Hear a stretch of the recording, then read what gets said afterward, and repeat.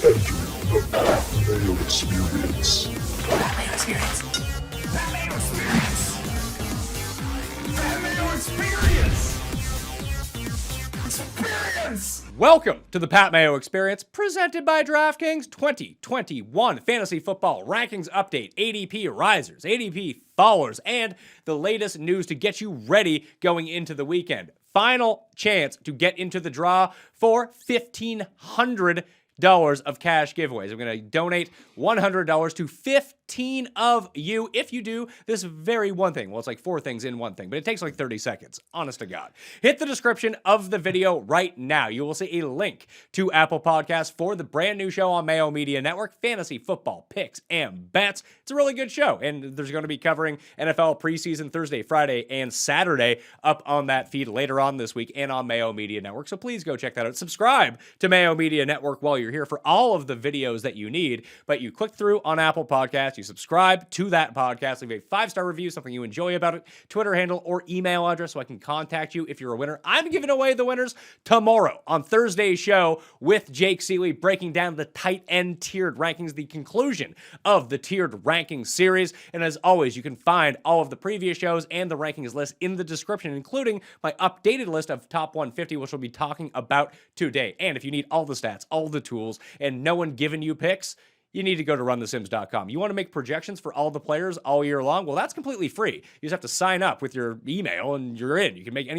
and you can change anyone around that you want, save it, make your own rankings list. But if you want the optimizer, the game simulations, the betting tools, that will cost you. But if you go to runthesims.com/Mayo, a link which you can find in the description as well, you're going to get a discount off the package, and it's all completely customizable tools. No one is on there telling you who to pick. They are tools so you can make your own choices. Do your own research, as they say is on the internets these days, but you can just do that with our tools, and it will spit you out lineups very easily so you can make informed choices of what you want to do this NFL season. I also have a newsletter that's down there. That's free to join, and it constantly includes bonus content, extra research, giveaways, discounts on a bunch of shit, so please go do that while you subscribe to Mayo Media Network. Remember to smash the like button for the video. Tell me which player that everyone else hates that you actually like this season in the comments section, because I told you tomorrow's show is tight end rankings with Jake Ciely. He's also on the line right now from theathletic.com. Check out Jake's show Monday, Tuesday, and Wednesday live at 10 a.m. Eastern time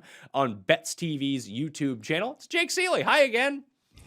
Hey, how's it going? Actually, that's only the Monday show. I don't do the smart thing like you do. I don't have the same time because all my co-hosts have weird schedules. So Meanie's at 10 a.m., Steph is 10:30, and Jeff is 2 p.m. in the afternoon on Wednesday. So that's what happens when you don't get to call all the shots like you do. Yeah. When you have to rely on other people, Jake, it's a problem. You just got to start like freestyling on your own. Whenever you see me without a guest on this show is usually when my guest like cancels last second and I can't get anyone. It's like, well, just an hour with Pat Mayo. Here we go. I'm just going to be ranting into a camera like an insane person. Or sometimes I just call other insane people and talk with them. It's a free-flowing conversation of crazy ideas. Anyway, I want to go rapid fire on some of these injuries, risers, and followers, because I know that people are starting to do their home drafts or head-to-head leagues this weekend. All my rankings are half-point PPR. I want to start with Julio Jones, who's just straight up not practicing. I still think that he has a chance to beat A.J. Brown this year. I think it's unlikely that he beats him, but there's probably now like a 25%, 30% chance that he scores more points. I don't actually think it takes away anything from A.J. Brown, so I'm not too concerned about that, because Corey Davis put up an awesome year as a opposite A.J. Brown last year, and like if Julio can just put up like Corey Davis's numbers plus like 5 or 7%, he's going to be like number 24 wide receiver overall, or even better. So I am kind of worried about him being dinged up already, though. Yeah, well, that's the biggest thing is everybody has a perception about Julio Jones is that he misses time. It's not. The perception's there because he seems to get banged up in games, but he still plays through them. He leaves for a few plays, but Julio Jones still every single year for the past 5 years, except for one, which was last year. He's played 13, 14, 15 games. So, yes, there's a little bit concerned that he doesn't play 16 on the dot a lot and will get nicked up, but Julio Jones is Julio Jones. You mentioned that. I'd say a little bit of a light concern, but The good thing is I feel like this is bringing his ADP back to where it should have been. Initially, even after the trade, he was still pushing right below that wide receiver 1 tier.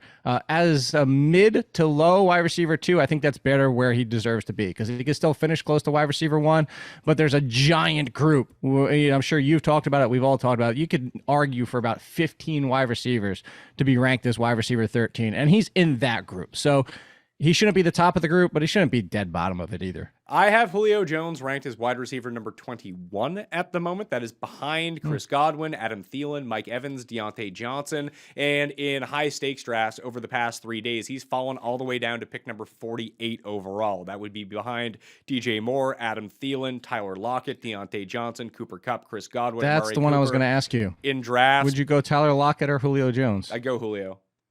So do I. Okay. But the problem is that's still ahead of Darrell Henderson, who I like more. That's ahead of Mike Davis, who I like more. That's ahead of Jamar Chase, who I like more. So I'm probably still not going to end up with Julio, although I agree with you that end of the 4th round, early 5th round is somewhat of a value for Julio Jones at this point. Yeah, I think so as well. I haven't had him in a lot of places either. I don't know if it's been a testament to who's still there wide receiver wise and some of the guys we're talking about. Or you know what? I honestly think it's because my Deontay, as I keep saying, Deontay Johnson, is that I'm taking Deontay Johnson 10 times out of 10.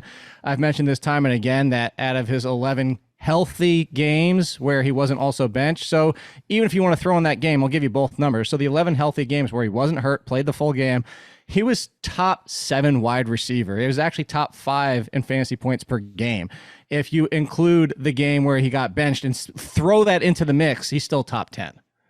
I just looked at my top 150 rankings. I actually have Julio Jones at number 48 overall, and that's now where he's being drafted. I have Deontay Johnson number 42 overall.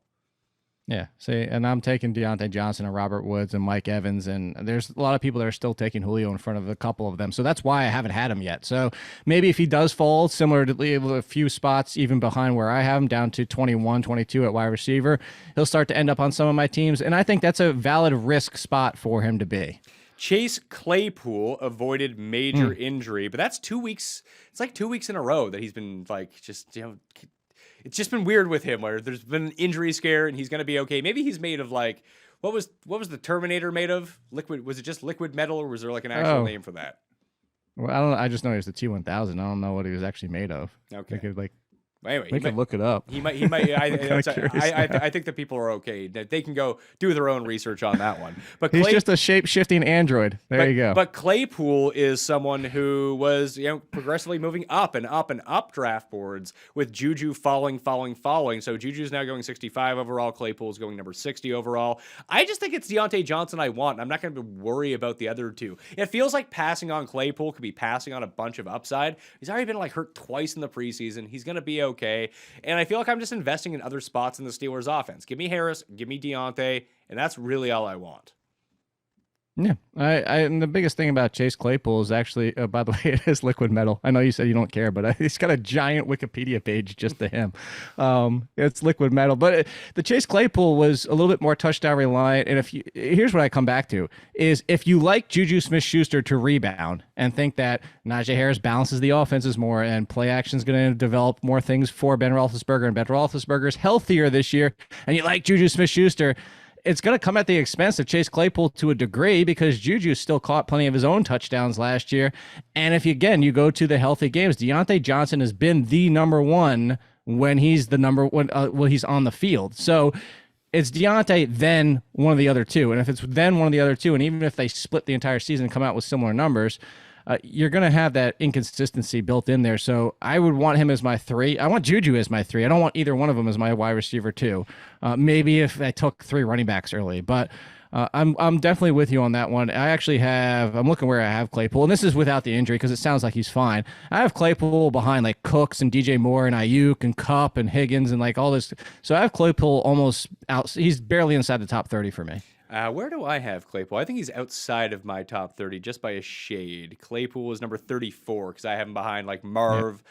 But here's the guy that I wanted to talk about because he still hasn't played yet in the preseason. It's Courtland Sutton. Vic Fangio said he might be able to play in the Broncos Week 2 preseason game, but it does look like he's going to be able to play for Week 1. But the more and more that we don't see him coming off this knee injury, the more and more I'm like, yeah, this isn't great news by any means. But if he's going to be out there Week 1, he is someone whose ADP has started to fall and plummet, where at the beginning when there was so much optimism for him and potentially this offense, and now it seems like Jerry Jeudy is being drafted where Courtland Sutton was, and Sutton's being drafted where Jerry Jeudy was. Do you see a reason? I mean, we know what the reason is, but do you think that flip should have happened? And like, where are you taking Courtland Sutton? So I have Courtland Sutton just barely higher than you do, but I'm at 32. The biggest question is Courtland Sutton healthy? And we don't know. Like, we can listen to these reports and all that type of stuff, but I think Jeudy and Courtland Sutton are a very dangerous duo. And I think that Drew Lock showed some, again, it's just one game. It's week 1 of the preseason, so I'm not putting too much weight into it. I don't think that Drew Lock is turning into a top 15 quarterback, but Drew Lock showed a little bit more competency in that game. And that's just good for Jeudy and Sutton if Sutton's health. People forget, even with this poor quarterback play, what Sutton was and why people were taking Sutton as a fringe wide receiver 1 last year, because he's that kind of alpha wide receiver in the NFL. Whether or not, I think the good comparison for Sutton might be Saquon Barkley. Are you willing to take that risk and wonder that, hey, are Sutton and Saquon maybe not 100% until week 4, but I'm willing to gamble because I know what their upside is? Then you do it. If you don't think it's going to possibly happen and you're worried it might be a year long where at best they get back to 90% of what they were, then you avoid them. But I think right now as ADP, that's baked in with Sutton. It's not baked in as much with Saquon Barkley. It is, and like I said, where is Sutton going now in draft? Sutton is going at, that's not how you spell Sutton. Sutton is going at pick number 80 now in draft. So a 7th round pick. That seems like I'm taking that every time. That seems like unbelievable upside. Like, there are guys around him who I do like a lot, but like Michael Thomas is still going 10 picks ahead of him. I can't get on board with it. I don't even know if he's going to come. Is there a chance that Michael Thomas doesn't play a game this season? I think that's a possible. It's not a non-zero chance. I just threw a couple nons in there, but if you told me that I could bet on that happening, I'd throw a few bucks on it. Yeah, and it's not to say that he's going to be injured the entire season, but if he's injured for a bunch of weeks at the beginning of the season, he doesn't want to play for the Saints and they don't trade him, then he's just sitting on the sidelines. Yeah, and I think you could look at it kind of like the AJ Green situation. Is what do I want to come back for? And he's already. I don't want to put anything out there. And I'm not saying, because I don't know the guy outside of an interview when he was coming out of college into the NFL. So I haven't talked to him in years. And even that was it was a podcast interview. So I don't know the guy. Make that clear.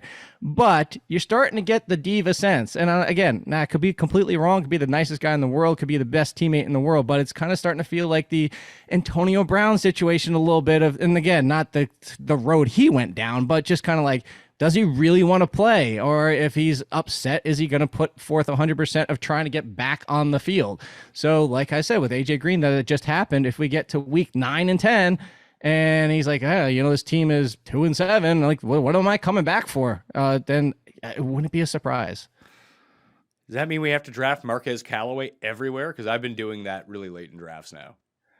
I think both him and Tre'quon Smith. I know everybody's off Tre'quon Smith, but worst case scenario, Smith is the 2. Like, everybody's talking about Callaway could be the 1. They're still the number 1. Like, flip them. Go whichever direction you want to go. They're the 1 and 2 receivers for this team outside of Alvin Kamara. Like, we talked about Trotman on your tight end show, is that they're using him to block a lot. If Smith and Callaway or Callaway and Smith, no matter which order you want to put him in, so maybe you take Callaway before you take Smith, you still take both of them because they're the top 2 receivers for a team. Yeah, that tight end show in tiers will be out on Thursday on Mayo Media Network, so you should probably subscribe to Mayo Media Network while you're here and smash that like button while you're at it, okay? Remember to enter that draw as well. So here's some guys that have been falling down ADPs right now going into the weekend. And Myles Gaskin is number 1. I broke him down on Fantasy Football Picks and Bets. His timeshare versus Malcolm Brown, if they're going to use Salvin Ahmed very much in this offense. But the Dolphins' offensive line just isn't going to be good. But when does it go too far with Gaskin? When he starts falling down drafts? Because I've seen him, he's still not gone in that draft that I'm currently doing with you. I don't believe anyone has taken him yet. No, they have not. He just went. He just went, so we 7-10. Running back 32. So pick number 82 overall. 32 is too low. Eventually, do you start gambling? Yes. Mostly because something, I know we're coming from the Belichick school over here, but up until this point, the usage has been very much not 100% bell cow, but been very much like the guy. So, everybody's been talked up, all three of them. We saw Ahmed perform well when Gaskin went down last year. And now you add another piece to this, and there's three options here. That's why he should fall. I like Gaskin as a talent. You know this. People who follow me have known this. But I do understand that there's risk here. But at running back 32, 7'10 overall, we're talking about Damian Harris went in front of him. I'd rather have Damian Harris, who you took, but he's in that same group. That's where he deserves to be, like James Robinson. Is he losing his job, or is he still the lead? If he's even in a timeshare and still has the lead on an offense that we expect to be much better this year, that's still value. So I would take him over the Arizona running backs, plural, Connor and Edmonds, the Buccaneers backs, the entire backfield. I think his situation is not as muddy as theirs. Well, here is a name that I'll throw out to you who I wanted to throw into this mix as well as guys that are falling ADP-wise. I took him in this draft in the 6th round, and I probably could have waited to the 7th round to get him now that I look back on it and see what running backs are going, and the sentiment around this player isn't very high. He's actually going after Trey Sermon in drafts right now, but I actually think that Raheem Mostert could be a league winner this year based on the amount that the 49ers want to run the ball, and if their defense isn't decimated, they can actually do that this year. But everyone just wants Sermon because, he's the new guy. He's a rookie. He's so great, and he might be great. But I know that Mostert is good in this offense, and he's going to be the lead back to start the season. And the only way he loses that job is if he sucks. And he doesn't suck, so that should be good enough. Well, here's two things on top of it. So coming from somebody who immediately after the draft says talent-wise, Trey Sermon is the best running back in that backfield.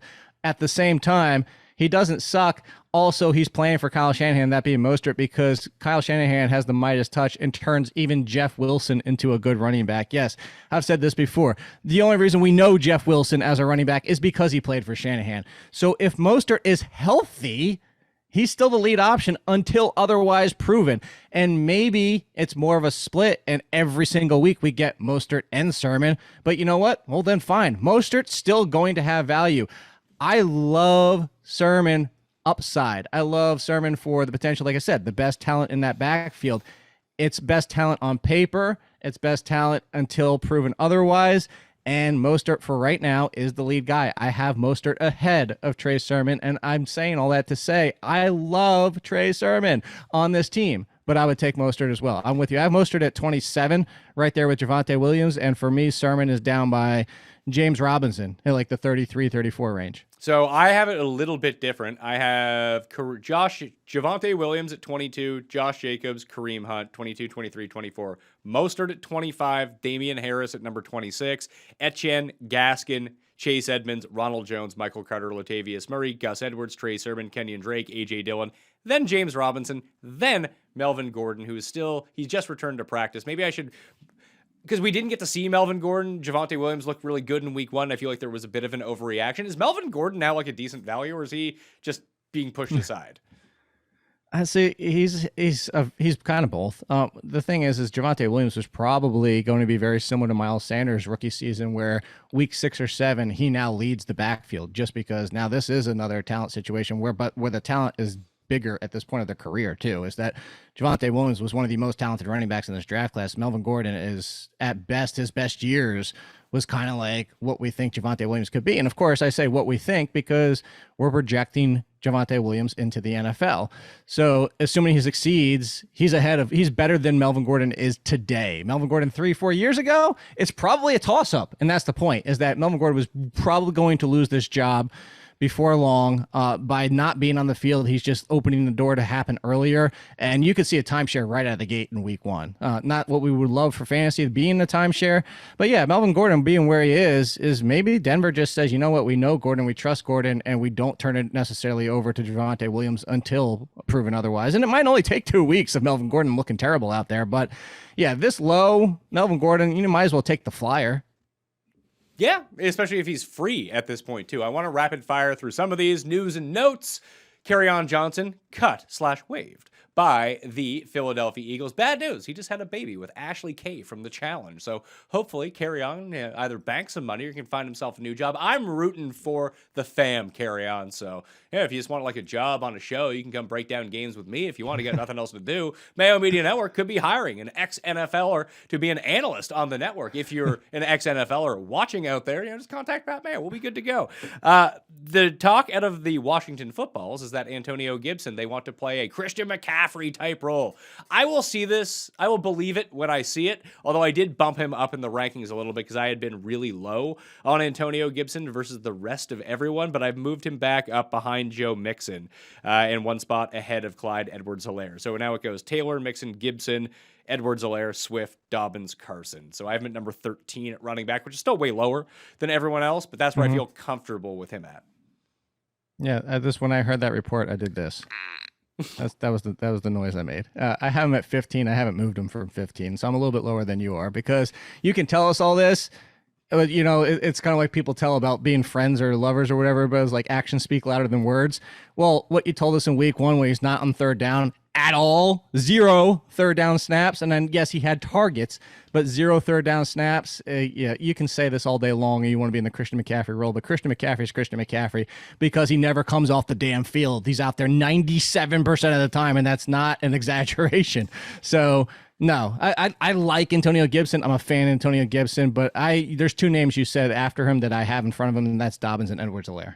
Yeah, I think that those 3 are sort of like on a team. Which one do you believe in the most of those 3 would be just the head of them. But I think that those guys packaged together is the move. And I could frankly see David Montgomery and Chris Carson outscoring all 3 of those guys. I don't have the guts to rank it that way, but I can definitely see it happening. They're in the same tier for me, so it wouldn't shock me. But that puts Gibson at 25 overall for me in the best ball draft that I'm doing right now. Mike Clay took him at 10th overall, I think, or 12th overall. Mike Clay thinks he can finish as RB1. Not RB1 as an RB1, but the number 1 running back. Well, he's putting his money where his mouth is. He actually took him at pick number 13. He paired up Chubb and Gibson together at the 12-13 turn. Not a bad start to a draft. Not the Pat Mayo way, but that's how high people are going on Antonio Gibson, which means I'm just not going to be drafting him all that much this year. Right. Here's one for you. Did you see that Kevin White signed with the New Orleans Saints? That's how desperate they are at wide receiver now. Hey, like the Kevin White one he's another one that like the fantasy community has been trying to make happen forever. I don't know if they've finally given up on him, but the reason we're talking about is because they did. Kevin White, one of the bigger bust examples of wide receivers that haven't hit in the first round, no matter your draft capital. I would love to see the kid succeed for just because of Kevin White being Kevin White. But at this point, how many teams has he been kicked around and tried to succeed on with opportunity? Like, not quite this bad, but teams that needed him and needed a wide receiver. So it doesn't move the needle for me. Last thing, Darren Waller has returned to Raiders practice. We'll talk about him more on tomorrow's tight end show. Devonta Smith said he's going to start doing team drills Tuesday. Do you think he's ready by week 1, or should we be drafting Reagor right now? I've been the Reagor fan. He was in my bounce back candidates. He was in my whatever you want to call it, last year's post type sleepers, trash dive, like whatever you want to call it, because Reagor was miscast, being the number 1 in general, running outside a lot. Goddard wasn't healthy for a lot of the year. We saw what happened with Zach Ertz, the offensive line play, the quarterback play. There's so many things that went wrong, but it comes back to the fact that Reagor was not ready to be that kind of guy. Similar to Henry Ruggs. I do think Devonta Smith in his own right is a little bit concerning where he was going. I love Devonta Smith because I thought he was walking into 100+ targets for this team. If everybody's overreacting to Quez Watkins' 1 catch in that game, but that's the Devonta Smith role. That role is going to stay there. So Reagor is going to be Reagor, whether it's Smith or Watkins or Travis Fulgham, again, who actually doesn't fill that role the same way because he's more of a possession receiver. But I'm on the Reagor train as like tremendous value this year. I think Reagor and Ruggs are going to win a lot of. They're not going to be league winners like top 20 wide receivers, but you told me top 30. I think it's well within the possibility for both of them. If you had tuned in to last Wednesday evenings or watched it on Thursday mornings, fantasy football picks and bets, you would have played Quez Watkins in your DraftKings lineup for those Thursday set of games. And boom, guess who won money? Everyone who watched plus me. If I'm winning money from that show, then other people are most definitely cashing checks from that show. Last few things, Justin Jefferson returned to practice on a limited basis earlier this week, so he looks like he's going to be fine for week 1. Alan Hearns is out for 3 months. Would you draft Waddle or would you draft is Waddle still like one of the highest rookie receivers for you? He was behind Devonta Smith for me. But obviously behind Chase. But is he still behind Devonta Smith? Yeah. Really? I Even with that. I think I'd rather have Waddle right now. I love Wallet. I don't see the problem is the opportunities. I still think that if Devonta Smith, now of course week 2 we still have week 2 of the preseason to happen. If Devonta Smith is still not out there, but I see him walking into 100 plus targets. I love Waddle, but I think that Parker's getting completely overlooked, and the fact that Will Fuller, it's a 1-game suspension. He didn't blow his ACL. It's a 1-game suspension. He's going to be out there, and we talked about Gaskin on your tight end show coming out. There's a lot of weapons on this team, which is great for Tua. But what do I always say, Pat? Buy the cake, not the icing. At price right now, I'm buying the Tua cake. I'm passing on the price of Waddle, despite the fact I like Waddle. I have Waddle at 49. He's not that far down, but I'm not getting him in a lot of drafts because of that. Or you could just take Devontae Parker, who's going even later than all these guys, and is shockingly That's still on the team, despite no one talking about him going forward. Last few notes, Joe Burrow is not playing this weekend. I still love Joe Burrow. I love Jamar Chase. Get them wherever you can. They're on my must-draft list this year, especially at their price. David Johnson and Philip Lindsay, that's still going to be a thing that we have to monitor going forward. Tyler Conklin. No, we don't. Tyler Conklin is, hey, listen, if it's a starting running back like that you can get in the last round, I'll take a gamble on that. The last one overall is Elijah Moore. Probably won't be back with his quad injury till at least next week out of Jets camp. And from everything that I've seen with the Jets, Corey Davis actually looks like he might be a good value pick at this point. Corey Davis, volume. I was legitimately concerned. I was one of the people who even said I was legitimately concerned about Corey Davis succeeding as much as the Jets, even though he wasn't a top 20 wide receiver, but just carrying that over from what he just did last year.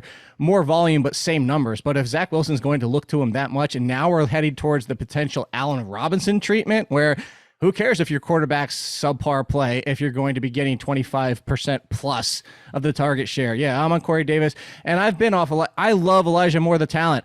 Matt Harmon has written up Elijah Moore, and yes, Elijah Moore is a great talent. But this is a good thing. This goes back to the fantasy community. Is so many people talk up Elijah Moore, Jamison Crowder, similar to Dallas Goedert and Zach Ertz. Jamison Crowder's still there.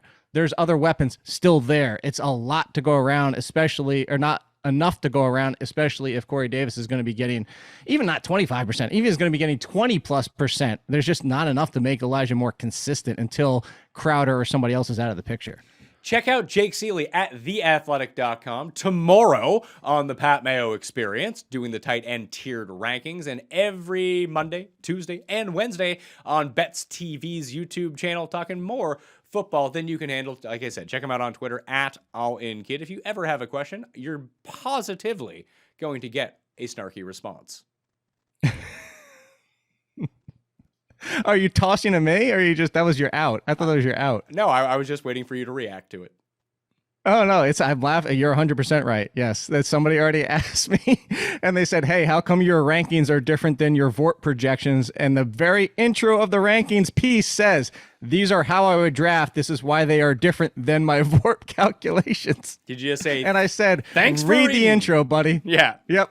Thanks, pal, for not reading. Anyway, I'm Pat Mayo. Subscribe to Mayo Media Network. We're trying to get up to 30,000 subs before the end of August. So if you could tell a few people or make some like burner accounts and subscribe, that'd be fantastic. That giveaway, that's in the description. The free newsletter, that's in the description. All the rankings and tiered shows, that's in the description. You could subscribe to the Pat Mayo Experience wherever you download podcasts. Rate and review that. But if you don't, hey, thanks for watching anyway. I'm Pat Mayo. I'll see you next time. Pat Mayo Experience! It's the Pat Mayo Experience!